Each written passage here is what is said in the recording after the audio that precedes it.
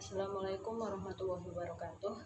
Perkenalkan, nama saya Salsa Ridho, NIM 18050360078. Saya dari kelas PBASB 4. Dalam pembuatan video ini dilakukan guna memenuhi tugas ujian akhir semester dengan mata kuliah produk-produk bank syariah yang diampu oleh Ibu Mardiatur Roshidaningsih. Selanjutnya, saya akan menjelaskan tentang pembiayaan bagi hasil. Dalam pembiayaan bagi hasil terdapat dua produk. Pertama, yaitu pembiayaan mudharabah, dan yang kedua yaitu pembiayaan musyarakah. Sebelum kita mengetahui apa itu pembiayaan mudharabah dan pembiayaan musyarakah, kita akan menjelaskan tentang apa itu sistem bagi hasil. Sistem bagi hasil merupakan sistem di mana dilakukannya kegiatan usaha, yang di dalam usaha tersebut diperjanjikan adanya pembagian hasil dan keuntungan yang akan didapat oleh kedua belah pihak atau lebih. Selanjutnya, kita akan membahas tentang apa itu pembiayaan mudharabah. Pembiayaan mudharabah adalah penyedia dana atau tagihan untuk kerjasama usaha antara dua pihak, di mana pemilik dana atau sohibul mal menyediakan seluruh dana, sedangkan pengelola dana atau mudharib bertindak selaku pengelola, dan keuntungan dibagi sesuai kesepakatan, sedangkan kerugian finansial hanya ditanggung oleh pemilik dana. Pembiayaan mudharabah diatur melalui Fatwa DSN nomor 07-DSN-MUI-4-2000. Dalam pembiayaan mudharabah yang sesuai dengan fatwa tersebut terdapat beberapa ketentuan, yaitu satu, pembiayaan mudharabah adalah pembiayaan yang disalurkan oleh lembaga keuangan syariah kepada pihak lain untuk usaha yang produktif. Dan yang kedua yaitu dalam pembiayaan ini lembaga keuangan syariah sebagai sohibul mal yang membiayai 100% kebutuhan suatu proyek atau usaha, sedangkan pengusaha bertindak sebagai mudharib atau pengelola usaha. Dan yang ketiga yaitu jangka waktu usaha, tata cara pengembalian dana dan pembagian keuntungan ditentukan berdasarkan kesepakatan kedua belah pihak atau lembaga keuangan syariah dengan pengusaha. Dan yang keempat yaitu mudharib boleh melakukan berbagai macam usaha yang telah disepakati bersama dan sesuai dengan syariah, dan lembaga keuangan syariah tidak ikut serta dalam manajemen perusahaan atau proyek, tetapi mempunyai hak untuk melakukan pembinaan dan pengawasan. Yang kelima, jumlah dana pembiayaan harus dinyatakan dengan jelas dalam bentuk tunai dan bukan piutang. Yang keenam, lembaga keuangan syariah sebagai penyedia dana menanggung semua kerugian akibat dari mudharabah kecuali jika mudharib melakukan kesalahan yang disengaja, lalai, atau menyalahi perjanjian. Yang ketujuh, pada prinsipnya dalam pembiayaan mudharabah tidak ada jaminan. Namun agar mudharib tidak melakukan penyimpangan, lembaga keuangan syariah dapat meminta jaminan dari mudharib atau pihak ketiga. Jaminan ini hanya dapat dicairkan apabila mudharib terbukti melakukan pelanggaran terhadap hal-hal yang disepakati bersama dalam akad. Yang kedelapan, kriteria pengusaha, prosedur pembiayaan dan mekanisme pembagian keuntungan diatur oleh lembaga keuangan syariah dengan memperhatikan fatwa DSN. Yang kesembilan, biaya operasional dibebankan kepada mudharib. Dan yang ke-10 atau yang terakhir yaitu dalam hal penyandang dana atau lembaga keuangan syariah tidak melakukan kewajiban atau melakukan pelanggaran terhadap kesepakatan, mudharib berhak mendapat ganti rugi atau biaya yang telah dikeluarkan. Yang kedua yaitu rukun dan syarat pembiayaan. 1. Penyedia dana dan pengelola harus cakap hukum. Yang kedua yaitu pernyataan ijab dan qabul harus dinyatakan oleh para pihak untuk menunjukkan kehendak mereka dalam mengadakan kontrak atau akad. Yang ketiga yaitu modal. Yang keempat yaitu keuntungan mudharabah. Yang kelima yaitu kegiatan usaha oleh pengusaha mudharib sebagai perimbangan atau muqabil modal yang disediakan oleh penyedia dana harus memperhatikan hal berikut yaitu kegiatan usaha, penyedia usaha, dan pengelola tidak boleh menyalahi hukum syariah. Yang ketiga yaitu beberapa ketentuan hukum pembiayaan. 1. Mudharabah boleh dibatasi pada periode tertentu. Yang kedua, kontrak tidak boleh dikaitkan dengan sebuah kejadian di masa depan yang belum tentu terjadi. Yang ketiga yaitu pada dasarnya dalam mudharabah tidak ada ganti rugi, karena pada dasarnya akad ini bersifat amanah, kecuali akibat dari kesalahan disengaja, kelalaian, atau pelanggaran kesepakatan. Yang keempat, jika salah satu pihak tidak menunaikan kewajibannya atau jika terjadi perselisihan di antara kedua belah pihak. Yang kedua yaitu pembiayaan musyarakah. Pembiayaan musyarakah adalah pembiayaan berdasarkan akad kerjasama antara dua pihak atau lebih untuk suatu usaha tertentu, di mana masing-masing pihak memberikan kontribusi dana dengan ketentuan bahwa keuntungan dan resiko akan ditanggung bersama sesuai dengan kesepakatan. Pembiayaan musyarakah telah diatur dalam ketentuan Fatwa DSN nomor 8/DSN MUI/4/2000. Sesuai dengan fatwa DSN tersebut, ada beberapa ketentuan, yaitu yang pertama pernyataan ijab dan kabul. Yang kedua yaitu pihak-pihak yang berkontrak harus cakap hukum dan memperhatikan hal-hal tersebut, yaitu 1. Kompeten, 2. Setiap mitra harus menyediakan dana dan pekerjaan, 3. Yaitu setiap mitra memiliki hak untuk mengatur aset musyarakah dalam proses bisnis normal. Yang keempat yaitu setiap mitra memberi wewenang kepada mitra yang lain untuk mengelola aset dan masing-masing dianggap telah diberi wewenang untuk melakukan aktivitas musyarakah dengan memperhatikan kepentingan mitranya. Yang kelima yaitu seorang mitra tidak diizinkan untuk mencairkan atau menginvestasikan dana untuk kepentingan sendiri. Yang ketiga yaitu objek akad yang terdiri dari modal, kerja, keuntungan, dan kerugian.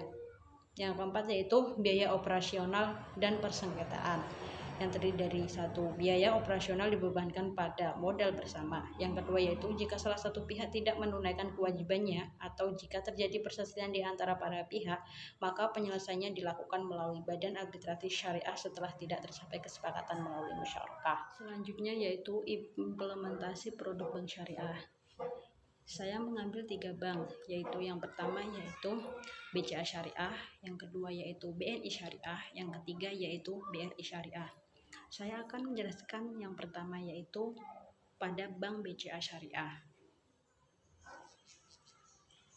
Dalam Bank BCA Syariah, saya mengambil produk pembiayaan modal kerja BCA Syariah IB, yang merupakan penyediaan dana jangka pendek atau menengah berdasarkan prinsip syariah untuk membantu usaha nasabah dalam memenuhi kebutuhan modal kerja seperti penyediaan barang, dagangan, bahan baku, dan kebutuhan modal kerja lainnya. Keunggulan dari pembiayaan modal kerja BCA Syariah IB itu adalah 1. Tersedia jenis akad sesuai dengan kebutuhan nasabah. Yang kedua yaitu pembiayaan dapat bersifat revolving dan non-revolving. Yang ketiga yaitu pembayaran kembali dapat dilakukan secara angsuran bulanan atau non-angsuran. Fiturnya yaitu yang 1 terdiri dari beberapa akad, tapi saya mengambil 2 akad, yaitu 1. Mudharabah, di mana BCA Syariah membiayai kebutuhan modal kerja yang diperlukan nasabah dengan menggunakan metode bagi untung dan rugi atau gross profit and loss sharing berdasarkan nisbah yang telah disepakati sebelumnya. Yang kedua yaitu musyarakah, di mana BCA Syariah membiayai sebagian kebutuhan modal kerja yang diperlukan nasabah dengan menggunakan metode bagi untung dan rugi atau gross profit and loss sharing berdasarkan nisbah yang disepakati sebelumnya.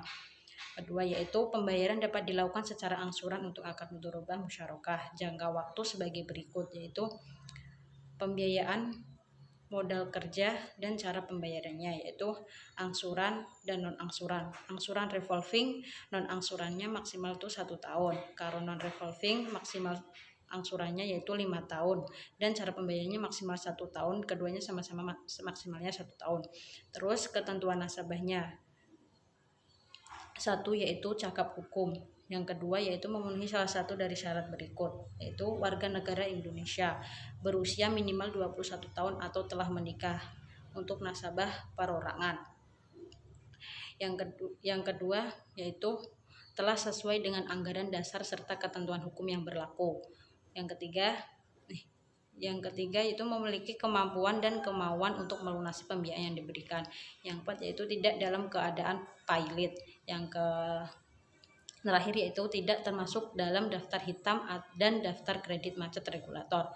Syarat dokumen yang harus dipenuhi yaitu fotokopi kartu identitas atau KTP, fotokopi KK, asli surat keterangan domisili, asli surat pernyataan bidang nama, fotokopi nomor fotokopi NPWP, fotokopi surat izin usaha perdagangan, AMDAL atau UKL UPL, fotokopi tanda daftar perusahaan, fotokopi surat keterangan domisili, fotokopi anggaran dasar, lembaran berita dengan Republik Indonesia, surat pernyataan penyerahan anggaran dasar, terus fotokopi surat perjanjian pisah harta, asli surat persetujuan suami atau istri, fotokopi akta nikah, fotokopi mutasi rekening 3 bulan terakhir, fotokopi bukti atau catatan transaksi bisnis, terus laporan keuangan perusahaan, dan yang terakhir yaitu asli surat referensi jika diperlukan. Terus biaya, nasabah tidak dikenakan biaya profesi. Nasabah dapat dikenakan biaya administrasi dan biaya lainnya terkait proses pembiayaan seperti biaya penilaian akunan, biaya notaris, dan lain-lain sesuai ketentuan yang berlaku di bank. Resiko bagi nasabah yaitu 1. Nasabah dapat dikenakan denda sesuai ketentuan bank jika terjadi keterlambatan pembayaran kewajiban nasabah dan dapat berdampak pada penurunan status kolektibilitas pembiayaan di bank syariah. Yang kedua itu nasabah dapat dikenakan biaya-biaya terkait proses pembiayaan sesuai ketentuan bank. Yang kedua yaitu implementasi produk bank syariah pada BNI Syariah. Yaitu saya mengambil BNI Syariah Wirausaha. Wirausaha IB Hasanah atau WUS adalah fasilitas pembiayaan produktif yang ditujukan untuk memenuhi kebutuhan pembiayaan usaha-usaha produktif atau modal kerja dan investasi yang tidak bertentangan dengan syariah dan ketentuan peraturan perundangan yang berlaku. Keunggulan dari BNI Syariah Wirausaha IB Hasanah itu 1. Proses lebih cepat dengan persyaratan yang mudah sesuai dengan prinsip syariah. Yang kedua yaitu jangka waktu pembiayaan sampai dengan 7 tahun. Ketiga, plafon pembiayaan minimal 50 juta dan maksimal yaitu 1 miliar. Yang keempat yaitu pembayaran angsuran dapat dilakukan di seluruh kantor cabang BNI Syariah maupun BNI konvensional. Akad yang digunakan yaitu murabahah, musyarakah, dan mudharabah. Syarat permohonan pembiayaan yaitu warga negara Indonesia, pengalaman di bidang usaha minimal 2 tahun, identitas diri, legalitas usaha lengkap dan masih berlaku, surat keterangan berusaha dari kelurahan atau kecamatan khusus untuk pembiayaan sampai dengan 150 juta, bukti kepemilikan akungan yang sah dan masih berlaku, NPWP, tidak termasuk dalam daftar hitam Bank Indonesia serta tidak tercatat sebagai nasabah pembiayaan macet atau bermasalah. Menyampaikan fotokopi rekening bank selama 6 bulan terakhir. Terus selanjutnya yaitu ketentuan biaya administrasi yaitu ringan sesuai ketentuan yang berlaku, asuransi yaitu kerugian. Terus yang ketiga yaitu notaris atau materi dan lain sesuai ketentuan yang berlaku. Yang terakhir yaitu implementasi produk bank syariah pada BRI Syariah, yaitu yang saya ambil yaitu Giro Faedah Mudharabah BRI Syariah IB, merupakan simpanan investasi dan dana nasabah pada BRI Syariah dengan menggunakan akad mudharabah mutlaqah yang penarikannya dapat dilakukan sesuai kesepakatan dengan menggunakan cek, biliat giro, sarana perintah pembayaran lainnya atau dengan pemindah bukuan. Akad yang digunakan itu mudharabah mutlaqah. Fasilitas atau keunggulannya yaitu 1. Dapat bertransaksi di seluruh jaringan kantor cabang BRI Syariah secara online. 2. Buku cek dan biliat giro sebagai media penarikan. 3. Pemotongan zakat secara otomatis dari bagi hasil yang diterima. 4. Dapat diberikan layanan e-channel berupa Cash Management System atau CMS. Terus karakteristik fitur dan biaya item. Mata uang itu rupiah, setoran awal minimum atau individu itu 2.500.000, setoran awal minimum non individu 5 juta, setoran selanjutnya minimum 50.000, saldo mengendap minimum individu 500.000, saldo mengendap minimum non individu 1 juta, saldo maksimum tidak dibatasi. Kartu ATM individu opsional, media pelaporan rekening yaitu rekening koran dalam bentuk e-statement dan hard copy atau dikenakan biaya. Media penarikannya biliat dan cek. Bagi hasilnya yaitu dengan mekanisme T-Ring sesuai kebijakan BRI Syariah. Selanjutnya itu